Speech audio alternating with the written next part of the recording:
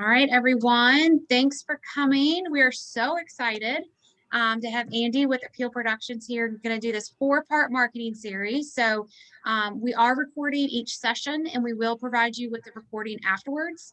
And so feel free to take all the notes you need, but we also will provide you with the recording. So don't worry about that. Also, we just ask that because you all pay to be here, which we appreciate, and supporting the chamber, just don't share that link with anybody else. Appreciate that. If you do talk to anybody else after the session and they want to come to the other sessions 2 through 4, just let us know. We can register them and get them the link for the other sessions, which is the same link. So welcome again. Thanks for joining me and the chamber for this event. I'm going to go ahead and turn it over to Andy Vanhook with Appeal Production, who we absolutely love and adore, and he knows everything about marketing. So we're going to go ahead and let the expert do all the talking. Well, thanks for that kind introduction, Kim. I will preface and say I don't know everything about marketing. I promise you that, but I'm always willing to learn. So anyway, happy to be here. Really appreciate the opportunity to do this series. I think goal is to have fun and also to have some folks learn some things hopefully that they didn't know before. And today, as part of the Appeal Marketing Lab, we're going to be talking about identifying your ideal customer. And I'm really excited to bring a gentleman that I've known for a couple of years now. I've heard him speak numerous times. He's helped us at Appeal identify some of our core messaging, and that is Patrick McFadden from Indispensable Marketing. For the past 8 years, Patrick has owned and operated Indispensable Marketing, a small business marketing consulting firm focused on changing your approach to marketing by installing it as a process to increase your visibility, win contracts, and make your phone ring. So we're going to let Patrick chat for a little bit, but I'll give you a quick outline of kind of how the day is going to go, or at least this time is going to go. Patrick and I are going to talk a little bit, kind of give you an overview about talk about why identifying your ideal customer is vital in starting any marketing campaign. And then we've got some worksheet website to go through to help each of you build your own customer profile. And then we're going to review those, talk about them as a group, and then we'll do some Q&A, and that'll be today. Okay. Sound good? Thumbs up all around. All right. Lots of smiling faces. Jason, good to see you. Heather, good to see you. Sandra, good to see your picture. Michael, don't know you, but good to see you as well. Hi, Allison. I'm glad you made it. And Patrick, my buddy, take it away, sir. All right. And this is the part we're just going to chat, and then we'll move to the presentation. Yeah. Okay. So Patrick McFadden, as Andy mentioned, I own a small business marketing consulting firm. And I'll just chat a little bit about the preface of marketing. That way it'll set the stage for the rest of the day. And thank you all for being here. One thing I'm going to promise is that your time is going to be well spent. So marketing is just like medicine. And when I say that, we have this saying in my company that there is no prescription until the diagnosis. So a lot of times what happens is you're meeting with a marketing service provider, and you should be doing social media or LinkedIn or content or blogs and all this stuff. But the real question is, how did you get to know to do that thing? And that's where the diagnosis comes in. So the other way to phrase that is diagnosis before prescription. If you do it any other way, it's called malpractice, right? None of us would go into the doctor's office and just say, prescribe me that migraine medicine. And the doctor would say, well, no, I don't know if that's what you need. Let me do my diagnosis. Let me check your vitals. Let me review what's going on. And that's really how you should approach marketing. Anytime somebody's bringing you an idea, you should always say, well, what is the diagnosis that gave me or gave you this prescription? Often what you'll find is that nobody took the time to ask you about your business, your customers. What's the thing you do that's most valued in the marketplace? Who do you best serve? Who do you bring the greatest value to, right? All those things play a factor in choosing the right things that are going to be lifting the sales and activity for your business. And so that's kind of the preface that I want to lay down before we move forward. It's just diagnosis before prescription is the best approach to marketing. Yeah, 100% agree, Patrick. And I think as the topic of this one is, identifying that ideal customer really is the starting point for that. Because without knowing who we're talking to, it doesn't help. You wind up spending too much time, money, effort, energy, and trying to get people to buy your service or product who may just not be interested. So while it seems like we can market to the entire world and the entire world could use our products, it's really helpful to understand that they really don't. Not everybody's interested. And it seems like that limits how much business any of our organizations can do.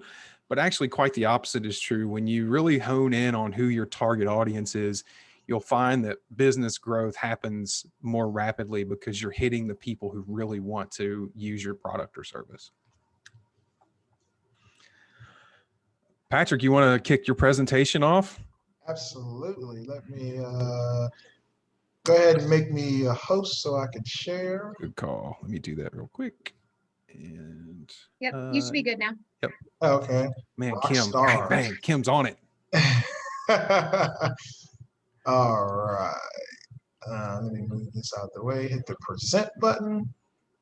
Real quick, is it showing my Zoom feed on my presentation screen? It's not. No. All right, perfect. Let me just move this a little bit out then. All right, so identifying your ideal client. So truthfully, this is all about marketing strategy. It's a core pillar when you're talking about strategy, and I'll go over that in detail. But before we move forward, I have to start with the definition of marketing. We have to come to a common census of what is marketing. And so for me, marketing is getting someone who has a need or problem to first become aware of you and then trust you enough to buy, which means that there is a process involved, like dating, right? I have to become aware of you, then I have to trust you, and then I'll say yes. So there's things that has to happen in between there, which we call the marketing process. Now, if the definition of marketing is getting someone who has a need or problem, the strategy then is saying who is the specifics. So this, when you talk about a marketing strategy, that's focused on a very specific who with a very specific need or problem, and developing a message or a process to solve that problem in a very specific way. So marketing is all generic. You know, say what marketing is, it's generic. But then you say, I need a marketing strategy. We're going more into the specifics of the who, the need, and the way you're going to solve that particular problem. But today, we're going to heavily focus on the who. And what that means is anytime you're going to be working on your marketing, 9 out of 10 times, it means narrowing who you've been trying to market or sell to. You have to shrink, as Zig Ziglar says, somebody that I really like, he says, make the frying pan smaller. And that's really what marketing is all about. And when you're going to be making that frying pan smaller, we got to go to the who. Now, who looks differently for a lot of different businesses. When you talk about going after a specific who for your business could mean not just the type of client, but maybe it's the type of engagement. Maybe in your business, it's the types of engagements that are the thing that really makes somebody ideal.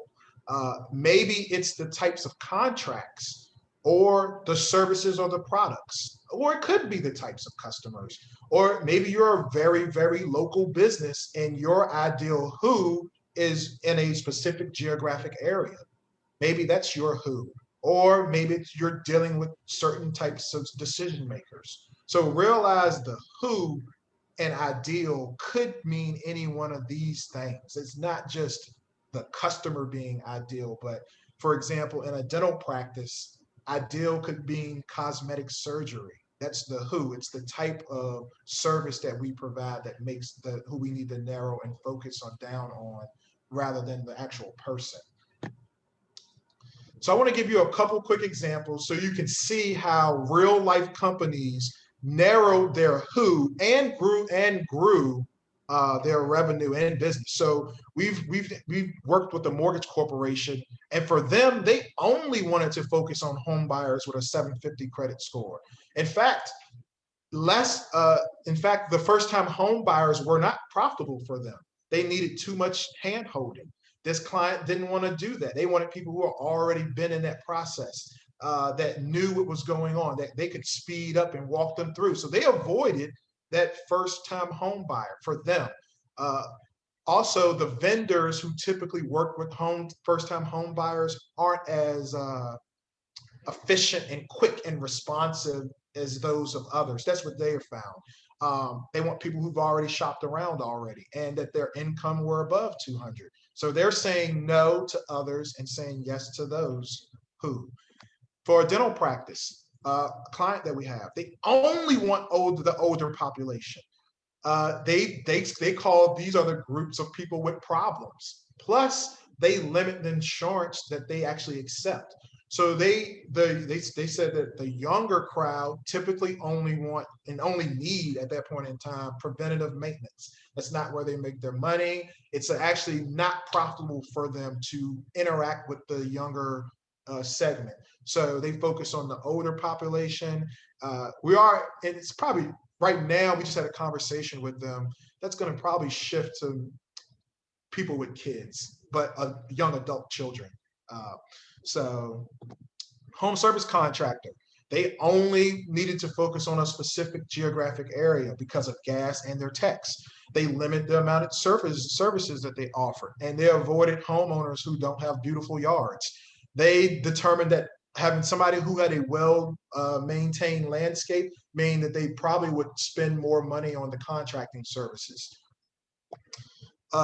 Workman's comp service provider, they focus only on large employers who emphasize injured worker advocacy. And so they use their sales process to ask questions around that. Was it important for them? Are those things that they're making a priority? They try to avoid individual service offerings and move more to package offerings, and the control future relationships with the risk manager. So in their business, typically another agency would own the relationship with the risk manager, which works for the employer. They wanted to go bypass the other third party and go right to the employer.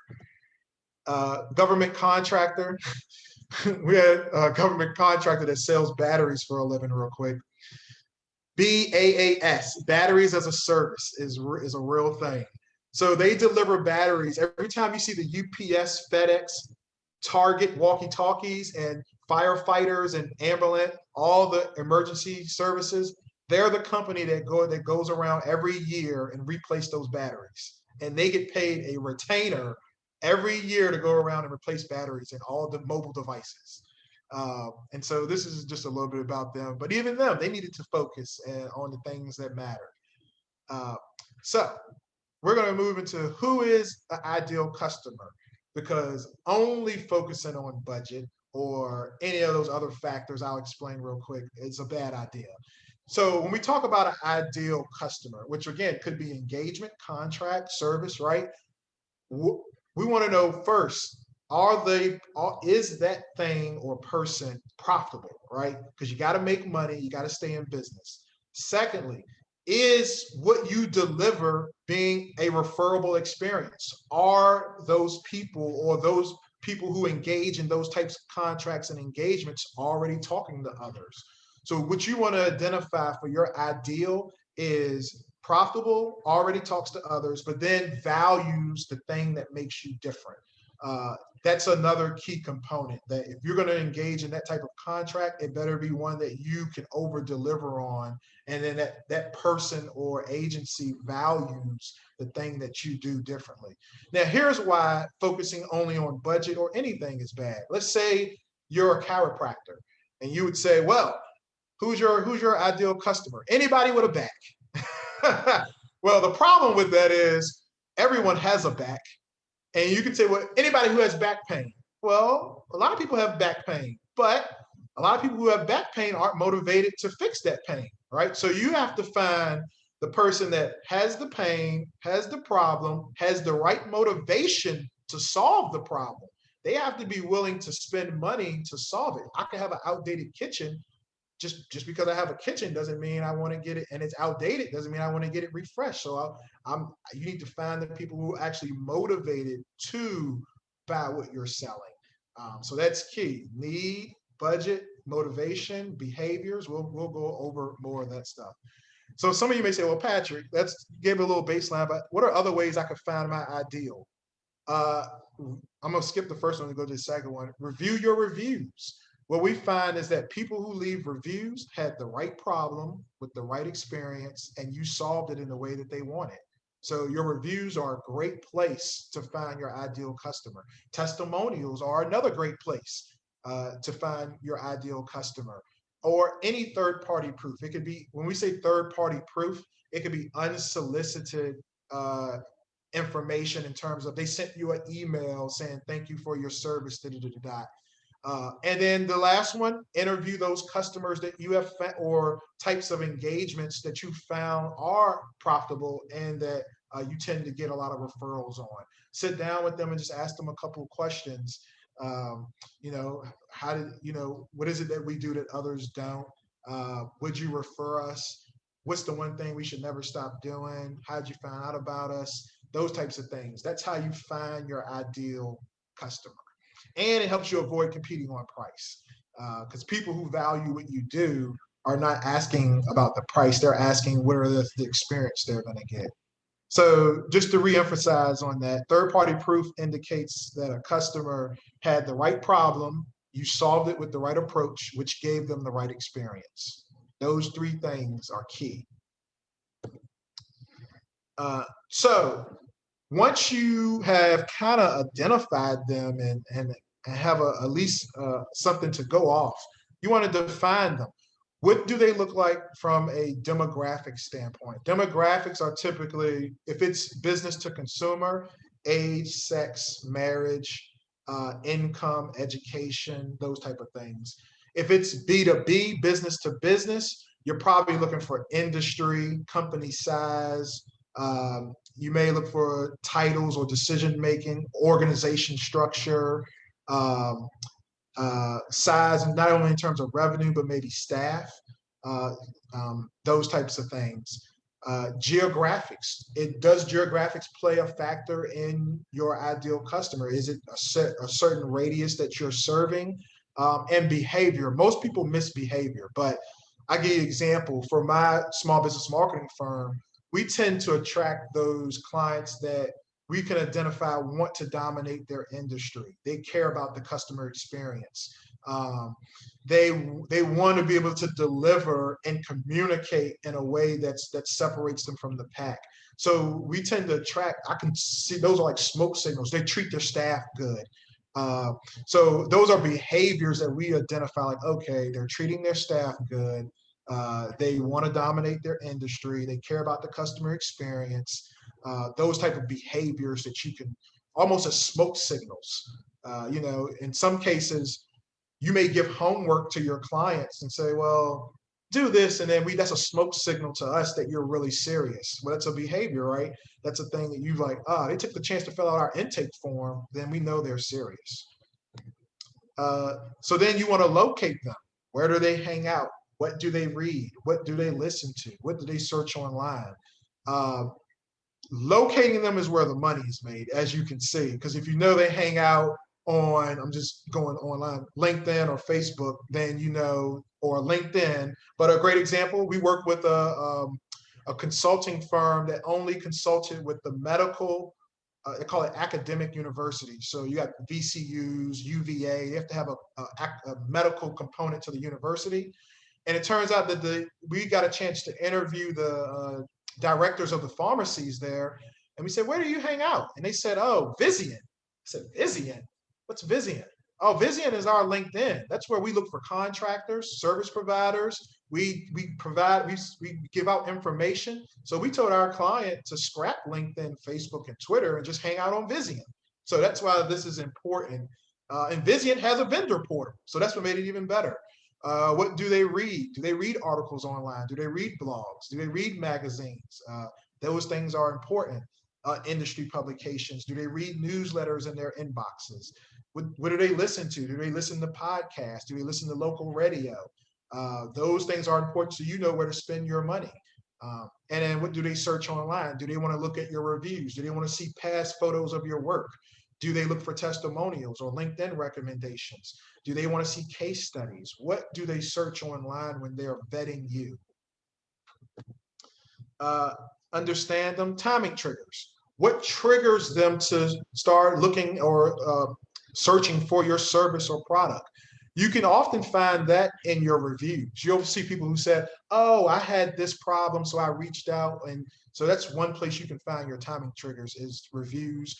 Another place you can find your timing triggers is your contact form on your website. People often tell you why they're reaching out and what the problem is. So those are ways to find out timing triggers and use them in your advertising and messaging. What do they research first? Again, that's just we work with a landscaping company where their clients said, I look at my neighbor's yard, and if it's better than mine, that's who I call. So that's what they research first. What's the problem of pain, right? So we have to acknowledge, as a business or association, we only solve problems. People hire and buy what you sell to avoid something, to gain something, to dodge something, to acquire, and that's it. So we're only here to do something for the other person. If not, nobody just wakes up and says, I'm going to buy what you're selling. They're buying what you sell to get something else. So just remember, there has to be a problem or a pain. And what are the benefits to finding a solution? Real quick example, just gum, right? So if I made gum that solves bad breath, the benefits of now finding my gum is that you can walk into that interview confidently. You could have your next meeting without covering your mouth. You can eat onions for lunch and feel like you can walk in the room and, so that's like, what's the benefits of finding your solution? And you want to describe the benefits as what is that person now able to do or gain or benefit? That's so eliminating your service and saying, now that you've hired us, you're able to do this. All right, that's the end. Usually I have a quick, Andy. So what this slide means is not frequently, what did you learn session. So it's like, what did you learn real quick? Well, I will say one benefit of gum in COVID times is that I don't have to deal with my own bad breath when I'm wearing a mask. So, that's one of the current benefits of gum. Thank you, Patrick. As always, a great presentation, and we're going to continue to chat here, folks. I want to talk a little bit about why identifying these ideal customers or making these personas matter to your marketing. And, it allows you to personalize or target your marketing for different segments of your audience. Now, some people think, oh, well, I can only have one.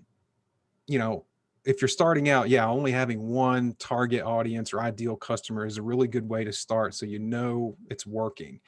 You can have multiple, but you need to identify each of those characteristics for those specific audiences. And one of the for example, instead of sending the same lead nurturing emails to everybody in your database, you can segment the buyer persona and tailor the message according to what you think about those different audiences.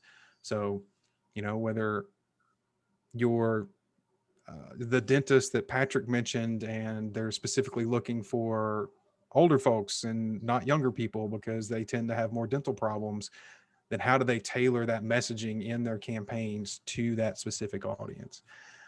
You can also take time to make negative personas, which can be the people that you don't necessarily want as customers. It can help you weed out the bad apples. And what are those characteristics of people, of clients, of customers that just aren't making you money, taking too much time, or being beneficial to your organization. So there's a lot of good opportunities to really help your business move its marketing campaign further by identifying these folks. And one other thing is, a lot of people think this is just a marketing exercise. When you identify these, this is really important for everybody across the organization to know, whether it's the marketing team, the sales team, the service team, your frontline people. Everybody kind of needs to know who this ideal customer is, because it just helps everybody to sink in and know this is who we're trying to go for. Andy, I want to speak. You had three good points. One was what makes marketing tough but also easy today is that you have to take the time to personalize. I'm not great. That is the real time consumption. I will tell you up front. What makes marketing tough is that you have to almost customize and tailor your things you're doing for your audience. So yes, it's tough on the front end because it costs you a lot of time. On the back end is where you get all the savings, though, because then you're able to execute and get campaigns, emails, advertising, like social media. All that stuff becomes easy. And to tell you the truth, it actually decreases your implementation costs, because now you're looking for an agency who you could tell, we already know our stuff. We just need you to make this a visual thing. So you don't have to spend all the time in the discovery. We know who we want to communicate to, what we saw, what's the benefit of us. That's typically why a creative agency charges you more, is they think they have to do all that work. But when you come with all that to the forefront, you could probably save a $5,000 project and make it $2,000. Second, what Andy talked about, knowing that information allows you to, so for referrals is the big thing. So Andy was talking about everybody in the organization knowing. It's also critical for your referral partners to know who to send to you, because the truth is, when you get referrals, it's based off what you put out to the world. So a real quick example, Patrick, who do you want? Who can I send you? Everybody.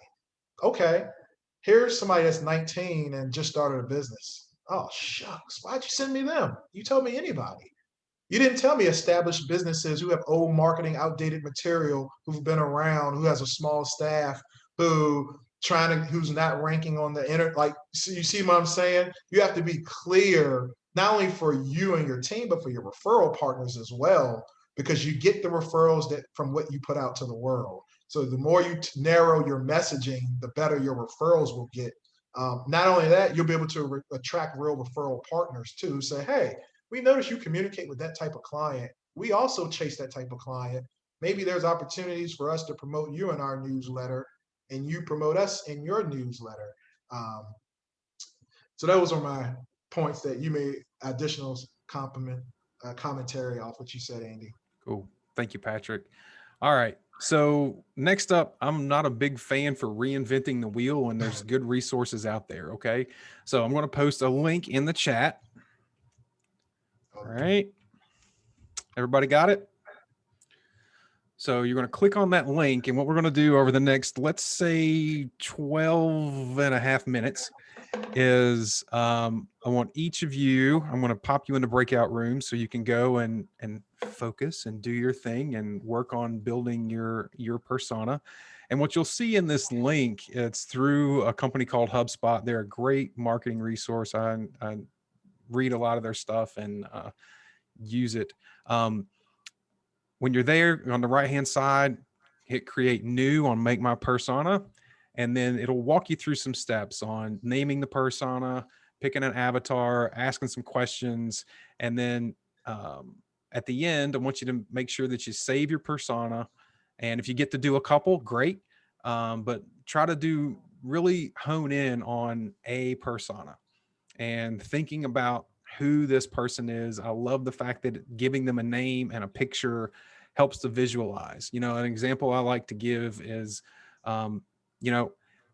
if you're a quilting shop and somebody comes along and offers you a great opportunity to market at a monster truck rally, and it may sound like a good deal and get you in front of a lot of eyeballs, but if it's not who you really want to be talking to, then spending the money at the monster truck rally is a waste of your time, money, and energy. So I'm going to send you on to breakout rooms, like I said, and pop on over to HubSpot there in that link, and we will see you. Since I took off 2 minutes, we'll make it 1:43 is when I'll see you guys back here. Okay.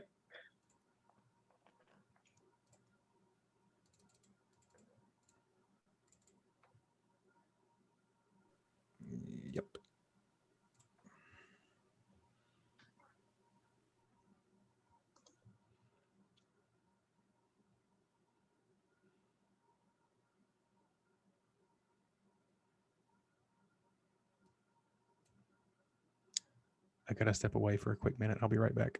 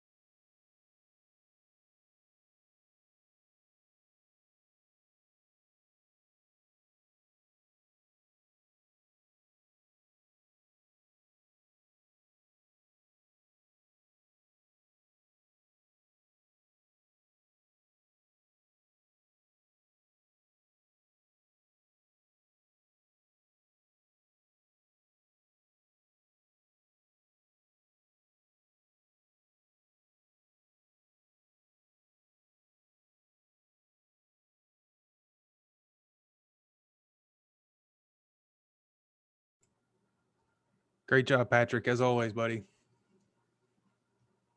Thanks. And I went to the. I didn't know. I didn't know you could do the breakout. That was the first time I've ever seen that. So I had to go check it out just to see what it was. Well, the cool thing is also is that as a when you're co-host, you can pop in. Usually, you can go and pop in on the different ones. Maybe it's just when you're a host, but you can actually no. I can go and join like each of the rooms. Yep. Maybe you can too. So you can go in there and say, "Hey, Jason, how's it going? You got any questions?" And I think that's what I was. Why don't we do that here in a couple of minutes and just make sure everybody's doing okay?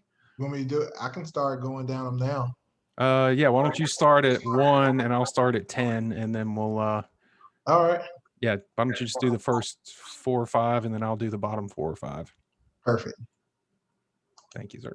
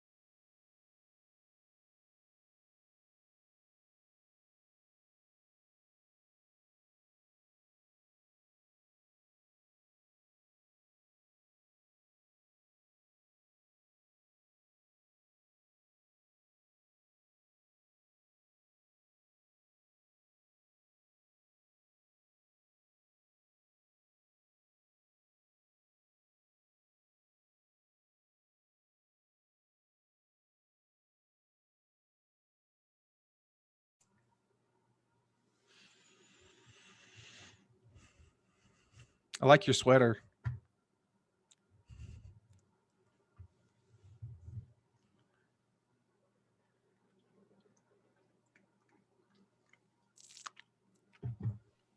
Sorry, I realized I was on mute. I said, thanks. You're okay. I read those lips. So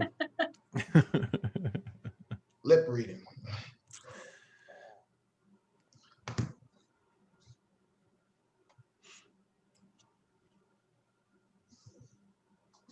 This is actually a good, because I'm actually about to come out with some LinkedIn posts about being a dentist and everybody has teeth, and being a chiropractor and everybody has a back.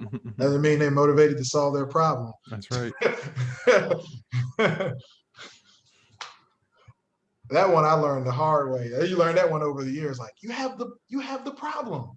I'm not interested in paying to have it solved. All right. Yep. And that's okay, right? It lets them off the hook. It lets you off the hook, and it makes sure everybody's a match or at the beginning instead of this weird dance of maybe we're right, maybe we're not, and then at the end, it's not right for anybody. Yeah. I subscribe to once you have your way of getting results or a great experience for a customer, you like one of the biggest mistakes made is sending proposals by email with no time to go over it. So proposal time is real and it gets lost in small businesses. And so I tell everybody, I said, we don't do a proposal or we call it a working document until we have a time to go over it. Well, no, just send it by email. No, because you're going to just look at the price. You're not going to understand the scope of work and how we got to that number. So, and I'm not going to do work and then you don't take the time to understand. So remember we talked about having that key behavior. Taking the time to spend time with somebody to go over that is a key signal that they're serious and not just a price shopper. If they just send it to me by email, yeah, you're price shopping. I'm not into price shopping, and I'm not going to spend the time to do the proposal unless we have a time to meet to go over it. Because by the time you meet and go over it, so just recapping what we talked about, it's now in a document. Now that you have what you wanted and it's just in a document, you ready to move forward? So don't send email proposals by emails unless you have the time to go over it. That's a free tip. That wasn't even part of this one. That was an extra tip. That's bonus tip time. I love it. I love it. All right. How'd everybody do? I only got to talk to half of you, but Pastor talked to the other half. Everybody did okay? All right. Well, we want to share so everybody can hear people's personas and have thoughts, questions, and those kinds of things. So let's start it off this way. First, give us your name and the business that you work in, and then talk about your customer persona. Who wants to start? All right, I'll start picking on people. Voluntoad. All right, Susie Doll, you're going to go first for me. You were first on the bottom left, and that's you're right there. Likely right story. there.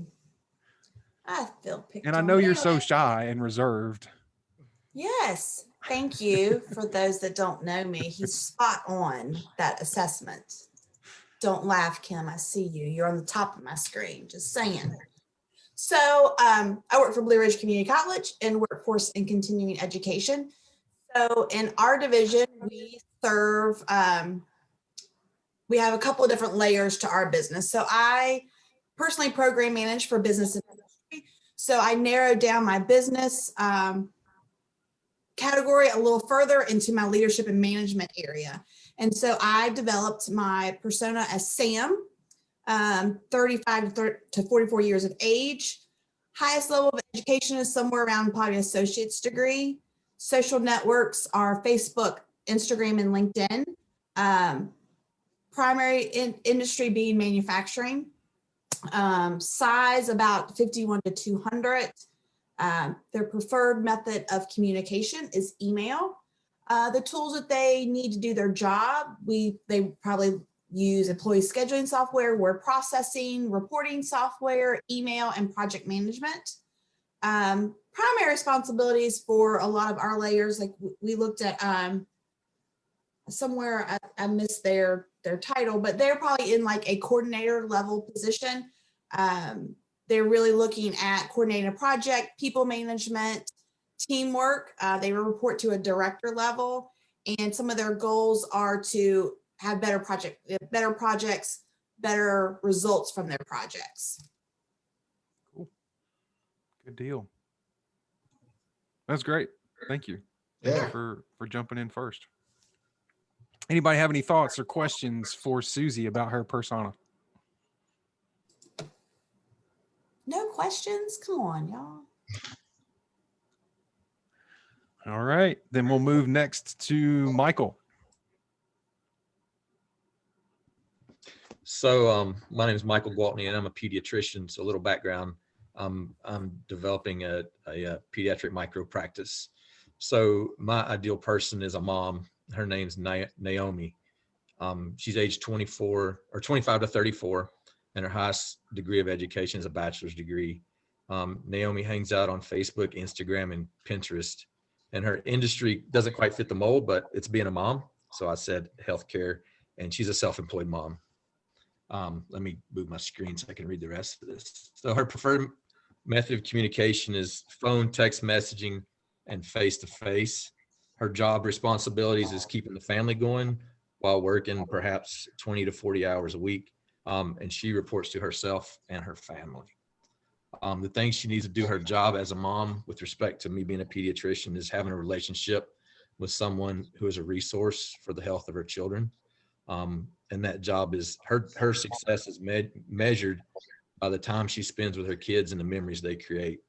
Her goals and objectives are raising healthy kids, and her biggest challenges are problem solving and decision making with respect to the health of her kids, and being able to communicate with her pediatrician when she has a question or she needs to talk to them. Good deal. That was excellent. Great work. Anybody have questions for Michael or concerns? I don't have a question, but Dr. Gwaltney, you were my little Bubby's pediatrician, and I miss you. So hit me up when you get this going. Just saying. He's 9 now too. If that doesn't, I hope that doesn't make you feel old. But yeah. I'll put you in my focus group. See, he just identified his key persona, and there she was, right there That's a great in the example. screen. You can And he just edit made a that and sale. change her I name to mean, Susie. do I get a commission on this, Doc? I mean, I think there's got to be some sort of referral fee in this. Anyway, no, that was excellent. That was an excellent job of identifying that persona. Cool. And now you know who to refer. Like if you say that kind of sounds like that crazy person I know, Susie. We should send him to Dr. Gwaltney. Cool. All right, Heatherine. Hello. So I'm the director of marketing and communications for the Shenandoah Valley Airport. And this exercise was a little bit challenging for me because we've always had one buyer persona that we have really, or one main one that we have really targeted our marketing to, which would be business travelers. And I'll kind of go through that persona too. But with COVID, there are so many business travel restrictions where companies are not allowing employees to travel. Most travel is taking place by leisure, to leisure destinations right now. People who are sick of COVID and want to get somewhere and go. There's still some business, but not as much. Anyway, so my business traveler is Jill. She's 45 to 54. She has a bachelor's degree or higher. She's typically hanging out on Facebook, Twitter, or LinkedIn. I put that she's in sales. She works in a pretty large organization that's 500 to 1,000 employees, maybe. She prefers face-to-face communication, thus her need to travel, email and phone. The tools she needs are email, word processing, business intelligence dashboards, cloud-based storage and file sharing, reporting software. Her biggest job responsibility is really selling product to distributors. Her job is measured by leads and sales generated. She reports to the CEO. Goals or objectives is going to be obviously selling her product, sales revenue. And her biggest challenge is probably going to be time management, being able to have the most efficient way to travel to visit all of her different potential clients. So, and then I tried to do one for a leisure traveler, but this is not set up necessarily the best for maybe for a leisure traveler, but I envision that to be somebody who is maybe 35 to 44, maybe master's degree or bachelor's with disposable income, predominantly somebody who is sick of COVID and wanting to see something other than the walls of their house. So. Awesome. Well, thank you, Heather. I think you brought up a great point, is that, you do have different audiences, right? It's not, business may have been your key audience. However, leisure has always kind of been there. Mm-hmm. Everybody is using the word pivot, probably overused, but you probably had to pivot a little bit more towards the leisure traveler than the business. So, but at least having those personas gives you that opportunity to make sure that your messaging is going right towards the people that you're trying to target when you've got those personas. We do anticipate business coming back. Hopefully soon. Excellent. We'll target both then. Perfect. All right, good deal. Questions for Heather? That's my favorite airport, by the way. Courtney, talk to us.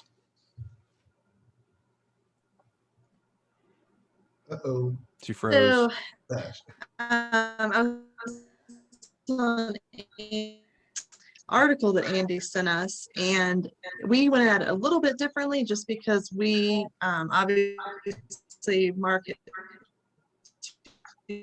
anything to self-employed, small business. So our main target would be like demographic or members are, not necessarily the business, but the member. So mine was where'd she go? Hold on. I named her Sally, and she's 35 to 44, has a bachelor's degree. She hangs out on Facebook, Instagram, and LinkedIn. And she is an HR VP at a company of 11 to 50 employees. So we serve mostly small business in that kind of 25 to 50 employee range. So Sally is in charge of hiring, daily HR operations, employee programs, and training. So her main focuses are hiring, so finding people, recruiting, and then also offering professional programs and development and training to her employees. So resources, communication, those are her biggest challenges. So for her, that's the kind of people that aren't necessarily the business owner, but they're the people that we see really getting engaged and involved with the chamber. So that's who I kind of went as who we would market to. Perfect. Any thoughts, questions for Courtney? I think she did a good job identifying, because you do have those different subsegments from self-employed to, I think that for me, I think probably behavior, right? The self-employed who does want to grow, who does want to learn. I think those have to be there for them to take advantage. Yeah. Participation. Yep. Yes. The Yes. joiners. Thank you, Courtney. Jason, sir. Let's hear it. This is always so hard. If it was easy, everybody would do it. Seriously. So my persona was named Billy, aged 25 to 34 years. His highest level of education is a bachelor's degree, and hangs out because he's human resources, hangs out on LinkedIn more than anywhere else. Preferred level of communication, or preferred method of communication, was email, phone, and LinkedIn. Business intelligence dashboards and email were the things they need to do the job. Responsibilities, typical human resources, training, maintaining effective teams, building the skill level of their staff. Reports to the president and CEO. The overall goal is building stronger, more effective teams. They gain information through reading in professional organizations. And the biggest challenges were professional development, collaboration and creativity, and employee engagement and well-being. It didn't sound like it was that hard. It was hard. It was like, I've never birthed a child, so I can't compare it to that, but it was not that hard, but it was hard. Okay, well, good. I think there's a few people on the screen that would definitely tell you that it's not that hard. I'm claiming it's not that hard. Especially with twins. So no. You win. Cool. Well, thank you, Jason. Good job. Anybody have thoughts or questions for Jason? All right, hearing none. Ariana. Hello, I'm Ariana Williams. I'm the Marketing and Communications Director at Lance Construction Company. And so my buyer persona, I've focused on the manufacturing side of what we do, since one of our core construction services is industrial construction. So he is, where'd he go? His name is Robert Smith. He's aged 55 to 64.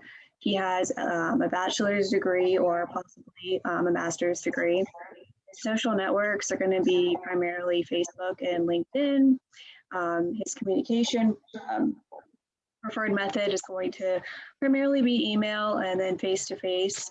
Some of his job responsibilities include essentially maintaining all of the facilities, the layout of the space, the equipment, any renovations or construction projects, managing the budget of those types of needs. He's either going to be the sole decision maker or at least one of them, and potentially a strong influencer when it comes to the manufacturing jobs. And let's see, he typically reports to top, like upper level management, being either a VP, president, or CEO. Let's see. His biggest challenges, I selected resources and project management and disorganization. Yeah. Oh, and then the size of the organization is probably around 200 to 500 employees. Good. Excellent. Thank you for sharing. Mm-hmm.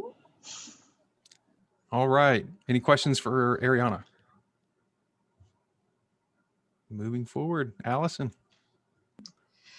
I was looking at this from a standpoint of some of my clients, and the trends of my clients come and go. They're either food trends or retail trends.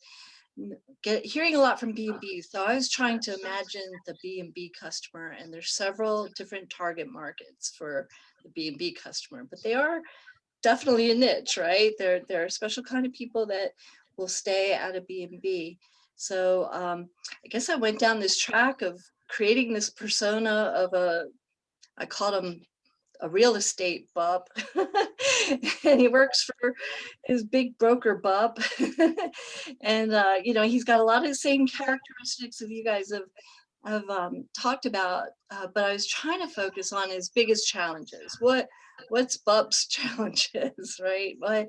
And then through some of those challenges, right, he's navigating client relationships and communication because he's in real estate, right? He's trying to sell, but what's he really looking at, and what kind of messaging can a B&B, how can a B&B reach a potential real estate bub that loves outdoors and likes to go travel?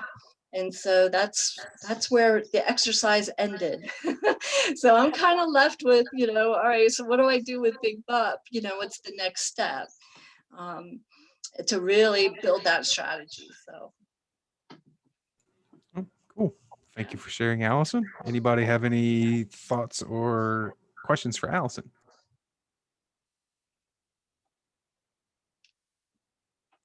Yeah, I think it's just, really helping to identify that kind of personality, and figuring out where it is and what they fit. And, this tool isn't exactly perfect for everybody, and isn't exactly perfect for everyone on even on this call. However, I think it's a good kind of starting point to really help to kind of start to break down some of those pieces and understand who you're trying to talk to. Yeah, and you can make multiple personas, right? And Yep. tackle it that way. Yeah. Very cool. Thanks. You're welcome. Last but not least, Sandra. Hi, everybody.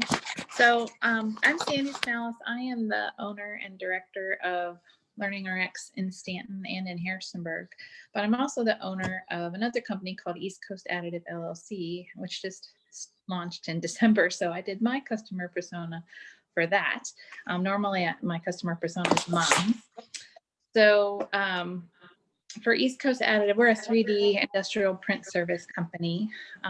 We print items that are inlaid with Kevlar and other things. So they're nice and strong versus what normal people think of when they think of 3D printing.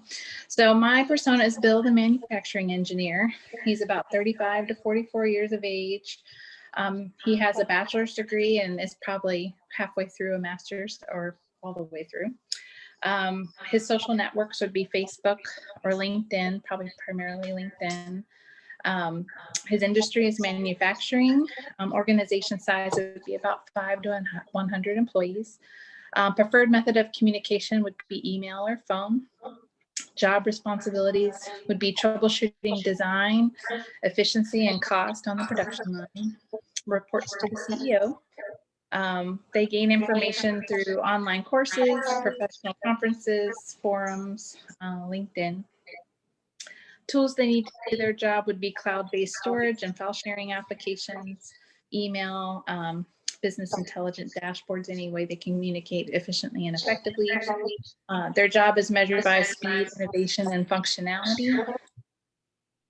Goals or objectives would be quality and ease of design to build, quick turnaround for prototyping, for short production runs or functional tooling, and just basically growing in their market by using locally sourced companies and shortening their supply chain.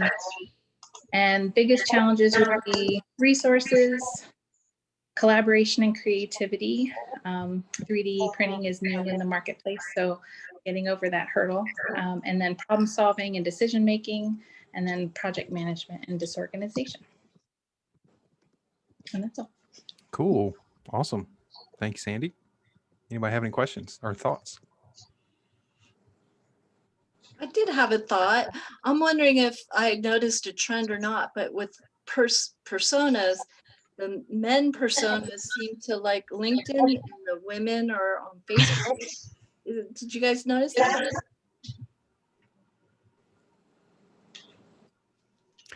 And, I can't tell you that I have any statistics, Pat, if you might, but I don't know any right offhand that I think it's just a coincidence. Yeah. Yeah. I did post something in the chat just so everybody knows. Once you kind of got the gist of your ideal customer client, make a study of them. That's where you're going to get the real insights. And I put the 5 questions you should ask them. Either try to do it over the phone if possible, because if somebody says you have great service in an email, you can't ask, what does great service look like? Because you need the descriptors of what it looks like so you can put that in your messaging, and they'll give you the exact language to use to attract other people. Yeah, thank you for that, Patrick. I think you're spot on. Is that a big part of this too is doing your research, interviewing some of these people and figuring out who they are too. I posted a file in the chat that you can download. It is a deeper dive into the persona piece from HubSpot. It's about 24-page PDF, but it's really, I think it's a good overview on that piece as well. And it's a good complement to what you did today. That link is free, so feel free to use that if you want to continue to play with it and build out other personas. And then also make sure you use Patrick's link there too. Any other thoughts, questions, or anecdotal jokes? We're 4 minutes over your time. Hopefully it's been worthwhile so far today. Thank you so much, Andy and Patrick. You guys are fantastic. Just a quick reminder, everybody, we're going to see you back here on March 3rd at 1 p.m. for our second installment of our 4-part series. And then once this is done downloading, I will send you all the recording so you have it. Thank you all so much for joining us today, and we'll see you in March. Have a great day. Thanks, Kim. Last, Thanks if for y'all making- want the presentation, just let Andy know. Thank you. Well, thank you.